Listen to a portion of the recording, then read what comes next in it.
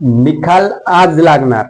हो, वाट बघा, बिलकुलपणे वाट बघायची. कारण मुंबई हायकोर्ट भरतीमध्ये 3-3, 4-4 महिन्यापासून 1-1 वर्षापासून मागच्या अभ्यासाला तुम्ही जो वेळ दिला, तुम्ही परीक्षाही दिली. आता परीक्षामध्ये खूप सारे प्रॉब्लेम्स होते, त्याच्यामध्ये प्रश्नावर तुमचा आक्षेप होता, त्याच्यानंतर जी आन्सर की आली त्याच्यामध्ये काही सेटवाल्यांना मार्क दिले होते, काहींना नाही दिले होते. 50 रुपये लागतील एका औषधाला. विषय आहे एका मराठी चित्रपटाचा, त्याच्यामध्ये अशोक मामा सराफ, लक्ष्मीकांत बेर्डे आणि त्याच्यामध्ये असे दिग्गज कलाकार होते. त्याच्यामध्ये एक सीन होता की तुमचं दुखत होतं त्या एका कलाकाराचं, तर लक्ष्मीकांत बेर्डे तिथे आलेले आणि त्यांनी म्हटले की अशोक सराफ त्यांना सांगतात की तू परदेशात जाणार होतास ना, त्यासाठी त्यांचं औषध घेऊन यायचंय. त्यासाठी अशोक मामा सराफांनी त्यांच्याकडून 50 रुपये लागतील, 50 रुपये लागतील असं त्यांच्या अवाढव्य अभिनय कलेच्या दृष्टीने तो सीन त्या ठिकाणी क्रिएट केला होता. आणि त्या मोठ्या कलाकाराने त्यांना अगदी 50 रुपये दिले. पण माझं औषध कधी येणार? तर अशोक मामांचं उत्तर होतं की वाट बघा. वाट बघा हे दुहेरी अर्थाने वाट बघा होतं, कारण की अशोक मामाला माहिती होतं तुम्ही जरी 50 रुपये दिले तरी तुम्हाला औषधाची वाटच बघावी लागेल. अगदी सेम किस्सा तुमच्या आणि आमच्या सोबत सर्वांसोबत झालेला आहे. तुम्ही मुंबई हायकोर्टाची आणि अशा काही साऱ्या परीक्षा दिल्या, त्याची तुम्ही फक्त श्रम केलंय, त्या ठिकाणी कर्म केलंय आणि फळाची अपेक्षा त्या ठिकाणी तुम्हाला आहे, पण ते लवकर भेटत नाही. म्हणजे परीक्षा तर तुम्ही दिले, काही प्रमाणात त्याचा रिझल्टही लागलाय. रिझल्ट म्हणजे रिझल्टच्या अगोदरचा, जसं की ड्रायव्हर असेल पदाचं, त्याचं पुढचं अपडेट आलेलं आहे. तुम्हाला तर माहिती आहे ड्रायव्हर पदासाठीचं त्या ड्रायव्हिंग स्किल टेस्ट अपडेट बाबत.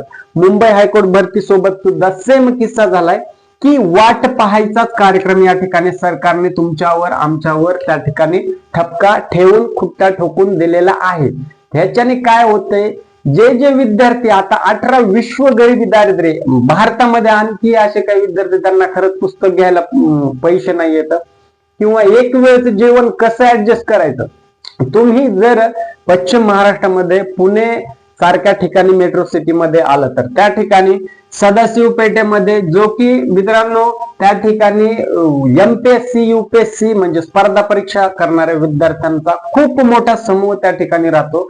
याच आशाने आणि हे सर्व विद्यार्थी आपले मराठवाडा साईडचे, जालना, लातूर, छत्रपती संभाजीनगर, काही इकडचे कोल्हापूर साईडचे, काही नागपूर, गोंदिया, वेगवेगळ्या महाराष्ट्राच्या काही सक्षम भागातून आहेत, काही दुर्गम भागातून. तो आपला मुद्दा नाही सक्षम भाग कुठला, दुर्गम भाग कुठला. सांगायचा मुद्दा एवढाच आहे की फक्त डोळ्यामध्ये एक स्वप्न ठेवून आलेले आहेत की बाबा मला या वर्षी अधिकारी व्हायचे. आणि असे काही विद्यार्थी ते त्यांचे 5-5, 6-6 वर्ष, 7-7 वर्ष अटेम्प्ट दिलेले आहेत त्यांनी स्वतः, परंतु त्यांचं कुठंच ताळमेळ नाही होत. मग आता याचं तुम्हाला लक फॅक्टर समजायचं का तुम्ही कुठेतरी मेहनतीला कमी पडायचं? लक्षात घ्या, भारतामधील जेवढे काही रिस्क फॅक्टर असणारे बिझनेस आहेत किंवा जॉब आहेत, त्याच्यापैकीच करिअर रिस्क फॅक्टर मधला हा तुमचा स्पर्धा परीक्षाचा एक मोठा फॅक्टर आहे. स्पर्धा परीक्षा त्याच्यामध्ये सिलेक्शन चान्सेस मित्रांनो 0.001% असतो, एवढा म्हटलं तरी चालेल.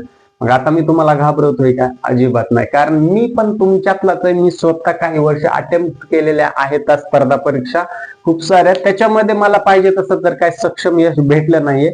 छोट्या मोठ्या एक्झाम मी सुद्धा क्रॅक झालोय, परंतु माझी कदाचित मेहनत कमी पडली असेल किंवा त्यामध्ये मी कुठेतरी कमी पडलो किंवा शासन भरत्या काढायला कुठं, म्हणजे याच्यामध्ये वेगवेगळे घटक आहेत. आता तुमच्या सोबत नेमकं काय झालंय की तुम्ही कमी पडताय की शासन ह्या ज्या फॅसिलिटी प्रोव्हाइड करतंय, भरत्या काढतंय, त्याचं रिझल्ट वेळेवर काढत नाही किंवा कमी प्रमाणात भरत्या काढतंय.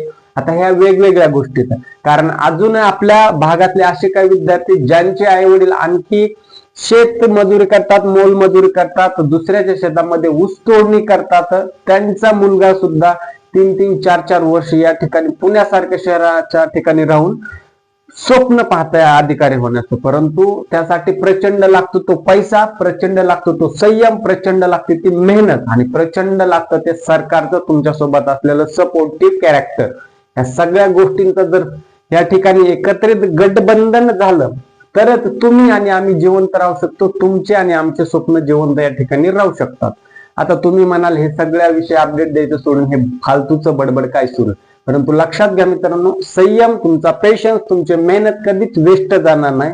जरी मुंबई हायकोर्टाची ही सिंगल फेज परीक्षा आहे, लक्षात घ्या सिंगल फेज म्हणजे फक्त सिंगल पॉइंट करिअरचा आहे.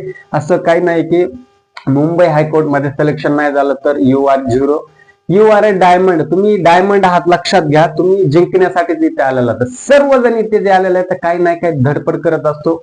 कोणाला वयाच्या 18व्या ते 20व्या वर्षाची एवढं भरमसाठ सक्सेस मिळतं की त्याचं सक्सेस पाहून आपला जो अंतःकरणातला जो एक विद्रोही असतो, जळकटपणा असतो, तो प्रत्येकामध्ये असतो. तुमच्यात असतो, आमच्यात असतो. भूतलावर मानवी स्वरूपात ज्यांनी जन्मी या ठिकाणी जीव प्रदान केलेला आहे त्या सर्वांना जळकटपणा असतो. तुमचा जवळचा मित्र असू द्या, लांबचा असू द्या, नातेवाईकातले असू द्या, तुमचं जर सक्सेस ऑन द टॉप असेल, त्यांच्यापेक्षा जर तुम्ही एक पाऊल पुढे चालत असणार तर 100% तुम्हाला तुमच्यावरती त्या नातेवाईकाला किंवा त्या मित्राला जळकटपणाचा द्रव्य रूप त्या ठिकाणी बाहेर पडलं जातं. त्याच्यामुळे काय होतं, ह्या गोष्टी कन्सिडर करून सगळ्या आपलं ध्येय काय, आपलं स्वप्न काय हे जर आपणच ठरवलं आणि त्याच्यावर आपणच फोकस केला तर त्या ठिकाणी मला असं वाटतं की नक्कीच सक्सेस मिळण्यासाठी वेळ लागणार नाही, परंतु त्याच्यासाठी लागणार आहे भरपूर साऱ्या गोष्टी. याच्यावरून एक मला उदाहरण तुम्हाला सांगू इच्छितो. एका वेळेस गौतम बुद्ध जंगलामधून सवारी करत होते. म्हणजे ज्या वेळेस ते ज्ञान प्रदान करण्यासाठी ह्या भूतलाची भटकंती करत होते, कारण त्यांना ज्ञान प्रदान करायचं होतं. अखंड भूतलावर राज्य करणारा एक राजा सर्व सोडून ज्यावेळेस ज्ञान प्राप्तीसाठी सगळीकडे धावत होता त्यावेळेस त्यांना काही गावामध्ये गडबड, कल्ला, गोंधळ ऐकायला आला. म्हणून ते सहजपणे त्या गावाच्या दिशेने त्यांचा मोर्चा वळाला. मग त्यावेळेस तिथे झालं, त्यांच्यामध्ये त्यांनी काहीतरी चांगला सल्ला देण्याचा प्रयत्न केला, परंतु तेथील गावकऱ्यांनी मित्रांनो त्यांना अक्षरशः आपण शब्दामध्ये सांगू शकत नाही अशा प्रमाणात मोठ्या प्रमाणात शिवीगाळ केली. मग गौतम बुद्ध तरीही संयमाने, शांततेने, अगदी नम्रतेने सर्वांना सांगू राहिले की मला याचा काही परिणाम पडत नाही किंवा माझ्या ह्या शरीरावर, माझ्या ह्या मानवी शरीरावर, माझ्या ध्येय यष्टीवर किंवा माझ्या विचारांवर तुमचा कुठलाच प्रभाव पडत नाही. त्याचं उदाहरण त्यांनी एकदम सुंदरपणे दिलेलं आहे. ते असं होतं की ज्या वेळेस तुम्ही एखादी सुखद घटना तुमच्या आयुष्यामध्ये घडत असते मित्रांनो, त्यावेळेस तुम्ही एक स्वीट पदार्थ म्हणजे जसं की आपण पेढे वाटले जातात, बर्फी वाटली जाते, जिलेबी वाटली जाते, सूक्ष्म म्हणजे तोंड गोड करण्याचा या ठिकाणी कार्यक्रम होत असतो. परंतु जर समोरच्या व्यक्तीचा अगोदरच पोट भरलेला असेल सर्व गोष्टींना, तर ते दिलेला तुम्ही जो त्यांना पेढा देणार असाल तो त्या ठिकाणी तुम्ही वापस घेतला जातो. म्हणून गौतम बुद्धांनी सुद्धा अगदी तसं सांगितलं, तुमचं हे जे काय माझ्यावरती आक्षेप घेताय किंवा शिवीगाळ करताय, मला ह्या शिव्या कुठल्याच नको, तुमच्या त्या सर्व तुमच्याकडेच घेऊन जा आणि तुमच्या इतर कोणाला गरज असेल त्यांना देऊन टाका, मला त्या ऍक्सेप्टेबल नाही येतात. म्हणजे याच्यावरून सांगण्याचा मुद्दा तुम्हाला एवढं, जरी तुम्हाला स्पर्धा परीक्षा असो किंवा जीवनाची खरी परीक्षा असो मित्रांनो, जीवन हे अनिश्चित आहे. जीवन खरंच काहीच कधीच सांगता येत नाही, अनिश्चित स्वरूपाचं जीवन आहे. त्याच्यामुळे जास्त टेन्शन घ्यायचं नाही, एकदम रिलॅक्स फ्री राहायचं. इव्हन तुमचं स्पर्धेमध्ये सिलेक्शन जरी नाही झालं तरी नो प्रॉब्लेम, छोटा मोठा बिझनेस तुम्ही नक्कीच करू शकता, ज्याच्याने तुमचं उदरनिर्वाह आरामशीरपणे चांगलाच नक्की चालू शकतो. त्याच्यामुळे ह्या गोष्टी कन्सिडर करायच्या. आता फक्त स्पर्धा परीक्षा म्हणलं की रिस्क फॅक्टर सगळ्यात मोठा, बिझनेस पेक्षाही जास्त मोठा म्हणजे रिस्क फॅक्टर तो आहे स्पर्धा परीक्षा. आणि असे महाराष्ट्रातले असे तुम्ही वाघ आहेत, आपल्या छत्रपतींचे असे मावळे जे की ह्या संघर्षाची, या सगळ्या मोठ्या स्पर्धेशी तुम्ही स्वबळाने, स्वकर्तृत्वाने आणि खूप मेहनतीने, जिद्दीने लढताय. म्हणून या प्रत्येक गोष्टीसाठी तुम्हाला वेळ लागणार आहे. दुसरं तुम्हाला जर एक्झाम्पल सांगायचं झालं, ज्यावेळी छत्रपती शिवाजी महाराजांनी असंख्य स्वराज्यामध्ये गडकिल्ले सामील करून घेतले लढून, परंतु एक तह असा झाला की ज्याच्यामध्ये होत्याचं नव्हतं सगळं झालं, त्याच्यामध्ये भरपूर सारे गडकिल्ले परत स्वराज्यातून बाहेर गेले होते, तो तह झाला होता. त्याच्यामध्ये फक्त स्वराज्यामध्ये काहीच शिल्लक गडकिल्ले राहिले होते. त्याच्यामुळे छत्रपती शिवाजी महाराजांनी खचून न जाता पुढच्या 5 ते 10 वर्षामध्ये एवढ्या जोगाने 350+ महाराष्ट्रामध्ये गडकिल्ले एकत्रित करण्याचं कार्य त्यांच्या स्वकर्तृत्वावर, मावळ्यांच्या सोबतीने आणि खूप जिद्दीने, मेहनतीने आणि प्रामाणिकपणाने स्वराज्य उभा करायचं होतं. यासाठी पुढे त्यांनी कष्ट केले, मेहनत केली. योजना आखल्या आणि त्या प्रत्यक्ष अंमलात आणल्या. अगदी सेम तसंच करायचंय. सांगायचा मुद्दा एवढाच की तुम्हाला खूप सारे उदाहरणं भेटतील या ठिकाणी, परंतु स्पर्धा परीक्षा म्हणजे तुमचं संपूर्ण आयुष्य नाही. आता जे काही विद्यार्थ्यांच्या मनात फ्रस्ट्रेशन असेल ते कमेंट बॉक्स मध्ये तुम्ही सगळं काढून टाका, सगळं ओकून टाका. जी काही गरज आहे तुमच्या मनामध्ये सगळी ओकून टाका. शासनाबद्दल नेमकं तुम्हाला काय वाटतं, की शासन इथे चुकतंय की तुमचा संयम कमी पडतोय? नेमकं विद्यार्थ्यांवर अन्याय होतोय का पुढे शासनाला आणखी काहीतरी दुसरं म्हणत आहे, किंवा याच्यामध्ये भोंगळ कारभार करायचा आहे? काही म्हटला, तुमची काय जे मनामध्ये खंत असेल ते सर्व कमेंट बॉक्स मध्ये मला एकदा सांगून द्या. आणि ह्या ज्या भरत्यांचा जो वेटिंग पिरियड आहे, आज निकाल लागणार, उद्या निकाल लागणार, परवा निकाल लागणार, आपल्याला त्याच्याशी डझंट मॅटर. सेकंडरी डायरेक्ट तुम्हाला जर ट्रस्ट असेल, तुमच्यावर खूप जास्त आत्मविश्वास असेल की मला ही परीक्षा दिली आहे आणि याच्यानंतर मला कुठल्याच एक्झामचं प्रिपरेशन करायचं नाही, अशा विद्यार्थ्यांनी अजिबात दुसऱ्या परीक्षेचं कुठलंच प्रिपरेशन बिलकुल करू नका. जर तुम्हाला आत्मविश्वास असेल, जर नसेल तर रिझल्ट आज लागेल का उद्या, परवा लागेल का तेरवा, डझंट मॅटर. तुम्ही secondary option number be ready करा. तुम्ही छोटासा धंदा पाणी करा किंवा दुसऱ्या प्रिपरेशन करायचं आहे ते करा. तुमचं फक्त जे गोल आहे ना, फोकस आहे ना, ते सर्वप्रथम अगोदर सेट करा.